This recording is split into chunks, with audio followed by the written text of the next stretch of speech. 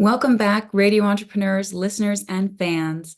I'm producer Jillian King, and I'm excited to introduce you all to the third and final part of the Fall 2024 FBA Family Business Panel Discussion, revealing the secrets to family business success, 2024 Building Your Great Family Business.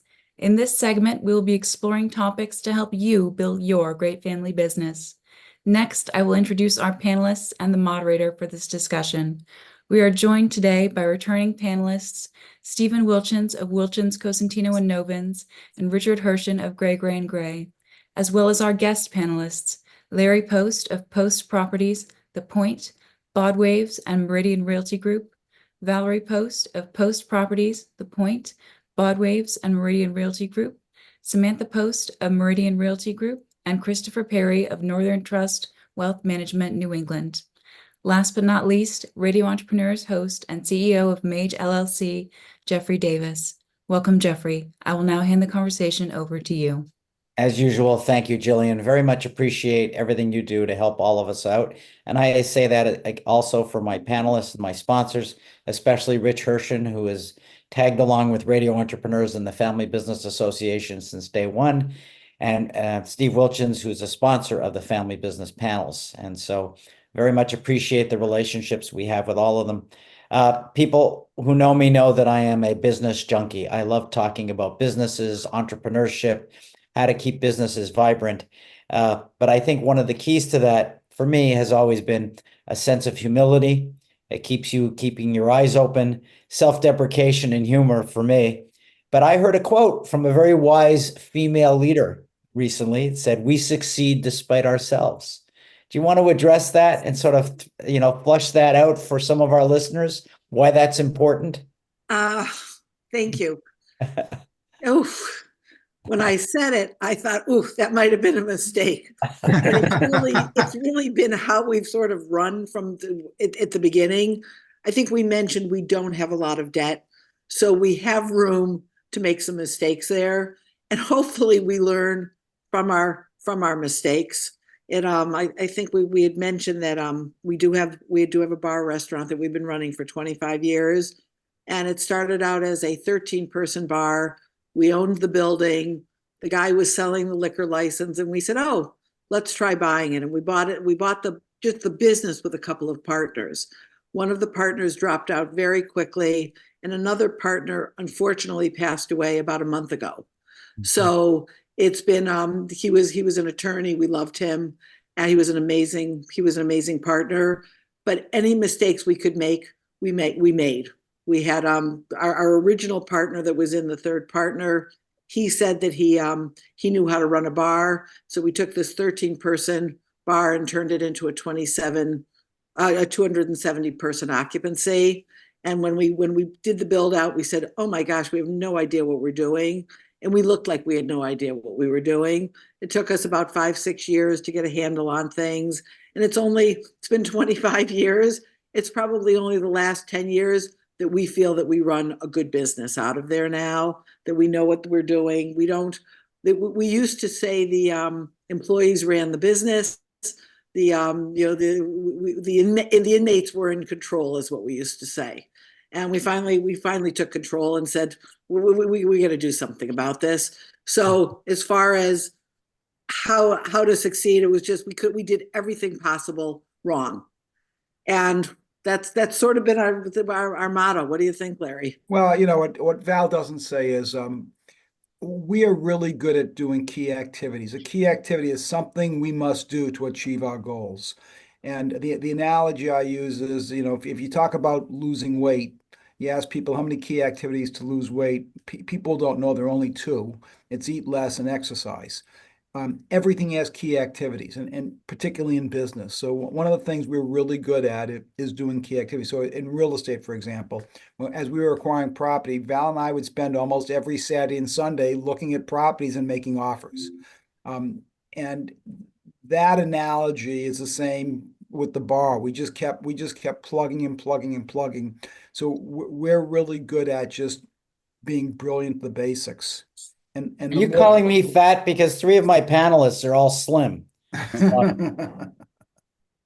One thing I noticed in your responses, and I think it's what makes you successful entrepreneurs is you're somewhat fearless when it comes to these things. So you see a building, you take your wedding money and you say, all right, let's buy a building. We can figure out how to do this. Or you have an opportunity to buy a liquor license. Like, yeah, we can run the bar. And do you think that's been one of the secrets to your success? Do you look at the business opportunity and say, we can make this work, and don't really spend a lot of time thinking of everything that could go wrong? Good question. So I think fearless, I'm not sure I'd say fearless. I think we'd say if we first of all, we have an interest in real estate. We like real estate. We can talk about real estate. We can look at it all day long. Val and I still look at real estate. We're still looking at, we're still making offers and stuff. We spent 2 Saturdays ago spending the whole day looking at real estate. So we like doing it. So I don't know if there's other things we don't know anything about. We definitely have a fear, but for real estate, we're okay going out and doing it. I think both our personalities is just to keep trying and plugging and be really good at, as I said, being brilliant at the basics, which is, first one in, last one to leave, and get more done than anybody else. And we're good at that. And we found our niche. There's a great book called The Algebra of Wealth by Scott Galloway. I don't know if you've ever seen him. He's a Tisch NYU business professor. He's an entrepreneur, and the book is almost like similar to the book The Millionaire Next Door, if you ever heard that book by Tom Stanley. There's some basic universal principles that Val and I subscribe to. Live below your means, save, don't do anything stupid, work hard, try to make the best decisions you can. And over time, everything compounds, and these little businesses that were seeds turns into some pretty big assets 40, 50 years down the road. You want to repeat the name of the book for our listeners again? The Millionaire Next Door by Tom Stanley is a great book. The Algebra of Wealth, that's particularly good for young people, by Scott Galloway. He has a newsletter called No Malice, No Mercy.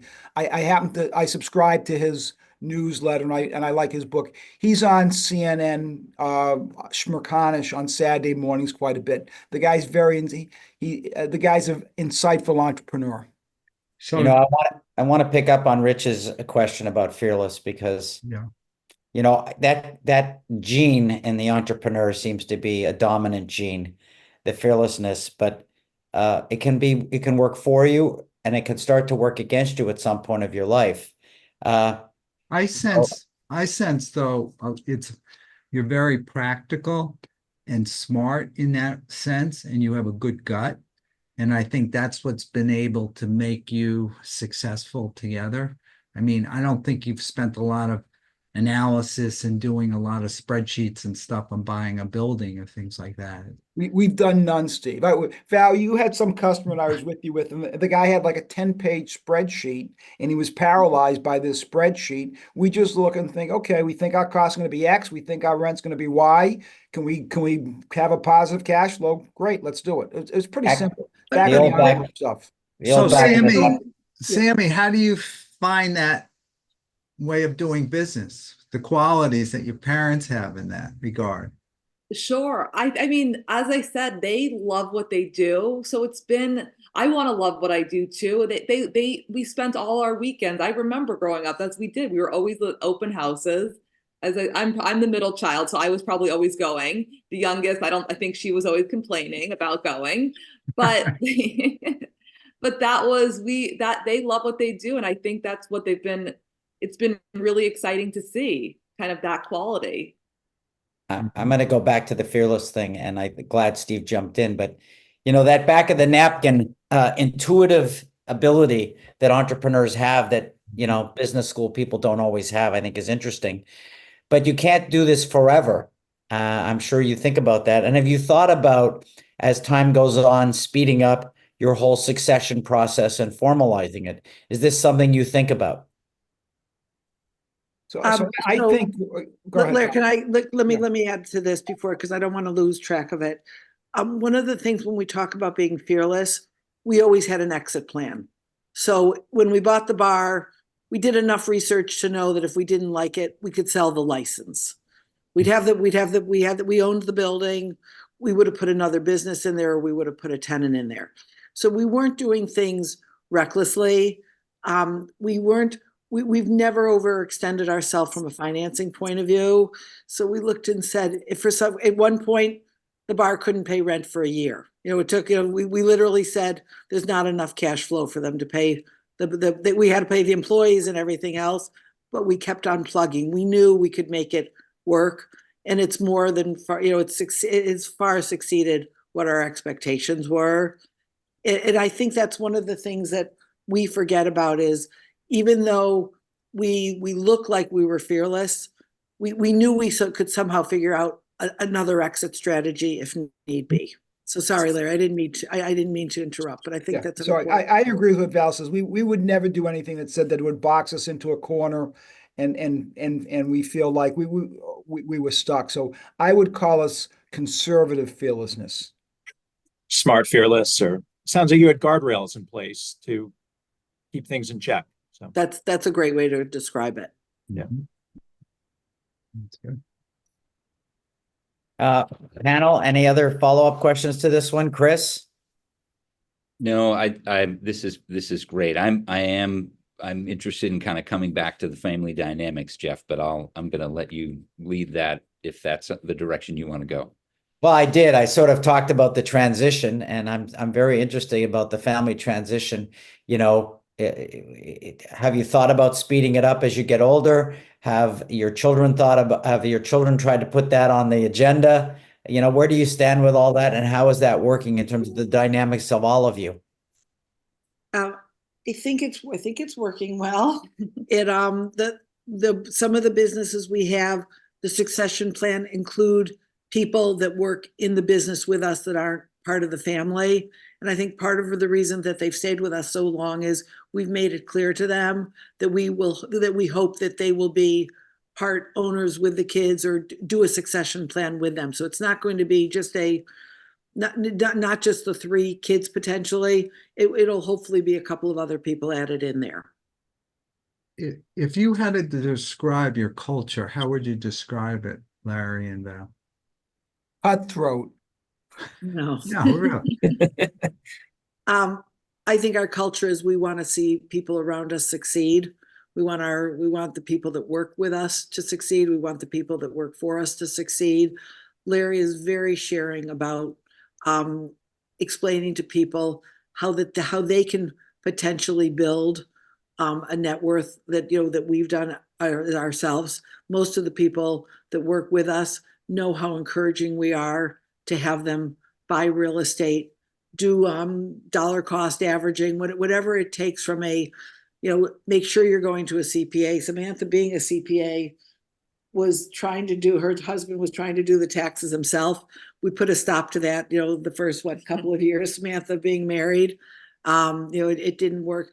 Understanding that professionals can really help build a business, to have a good, not just a good team in your business, but to have a good team that give you advice. And I think that's, listening to the panel here today who's on it, you've all been successful as far as you're the CPA firm, the wealth management, the consulting, and the lawyer. Every family business should have that kind of a team behind them. Otherwise, you're shooting yourself in the foot. One of the things that Larry and I have looked at is what we don't want to have is that clogs to clog in 3 generations. That is hopefully what we will try to avoid with our families. And Larry, I think you feel more strongly about that than I do from a succession point of view. 100%. Chris, did you get what you wanted? Yeah, this is good value. You mentioned, Sammy, you have a husband, and how you've got in-laws. Are they kind of invited into these conversations? Do you try and have some guardrails there? What's as you get new members of the family through marriage, how are you handling that? Sure. So I think, as I said, they're all a little bit separate, kind of how the businesses work. And even how my parents' businesses, how my brother's kind of in a separate part, I'm in a different part of things. So I think we kind of manage it. I work full time. So I think it's not, we integrate them, but they're all kind of separate businesses that we're running. And my husband has his own job as well. That's separate from kind of, we each have our own jobs that we're doing. But I think your husband, he's in finance. He's got a medical degree prior to that. And I think he enjoys listening to the business and giving Yeah. advice. Yeah, You know, he brings a different perspective to it. I think they, as my parents said, they will give everyone advice. You will not find, they will pick up their phone, whatever time of the night it is, to give anyone advice too. So it's really been invaluable. Our daughter-in-law is brilliant. She's also in finance. So we are more than welcome to hear any advice that, you know, our in-laws want to do. Are they called in-laws? Our kids, our kids, husband and wife, whatever it's called. You know, I mentioned banking earlier, and I liked your answer.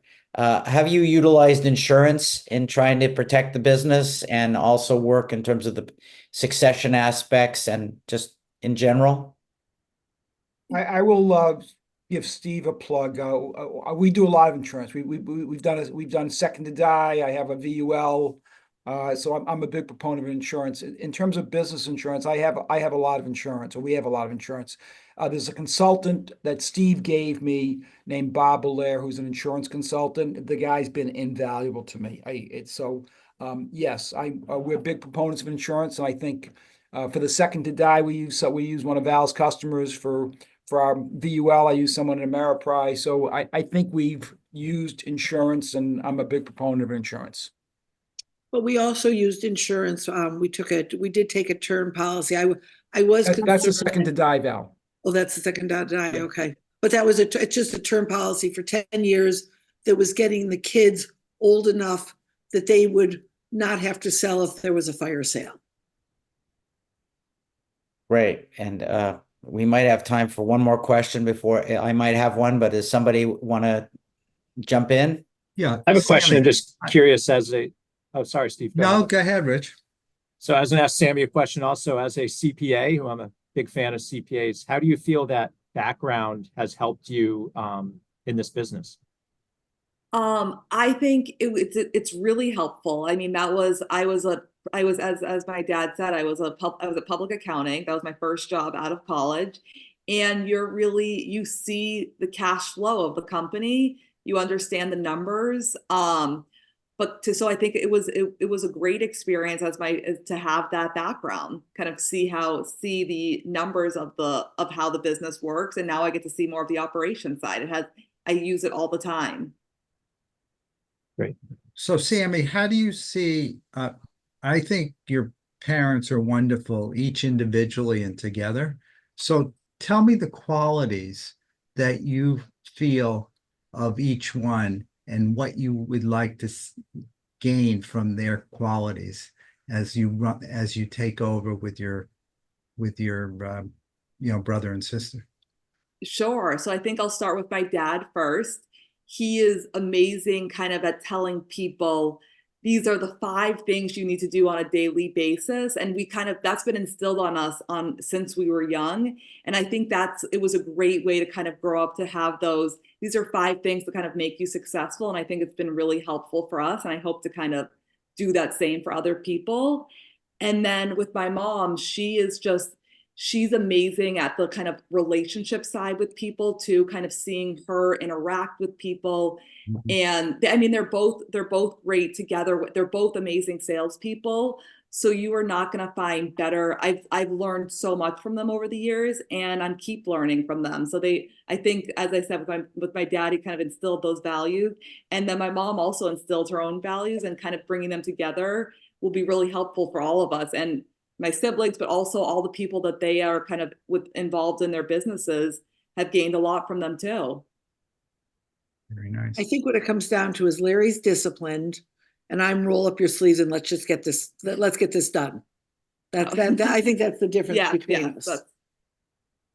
It's worked. When things get tough, the tough get going. That's keep on moving. Right.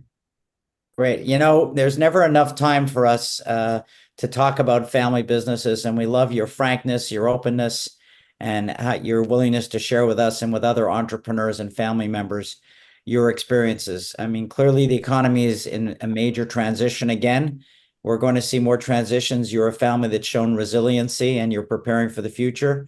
we want to thank you for being on the show, and also wish you continued success from not just the radio entrepreneurs, but also the people who sponsor the Family Business Association. I'm going to have to turn it over at this particular point of time to our producer, Jillian King. Jillian? And Jeff, thank you. Thank You were you. great. Thank you, everyone. What an important conversation for family businesses. That wraps up this segment of our Fall 2024 FBA Family Business Panel discussion. Thank you to all our listeners and viewers who have tuned in for this panel. Links will be provided in the video's description below to parts 1 and 2, so be sure to check those out and click subscribe just below the video if you're on YouTube, or follow if you're listening on one of our podcast platforms to stay up to date on all our postings as they go live. If you're a fan of our videos, please be sure to like, comment, share, subscribe, and press the bell button. It helps immensely. Radio Entrepreneurs is also active on LinkedIn, so be sure to go follow our page there as well for more business advice and discussions. Until next time, goodbye and thanks for listening. We'll be back with more stories on Radio Entrepreneurs.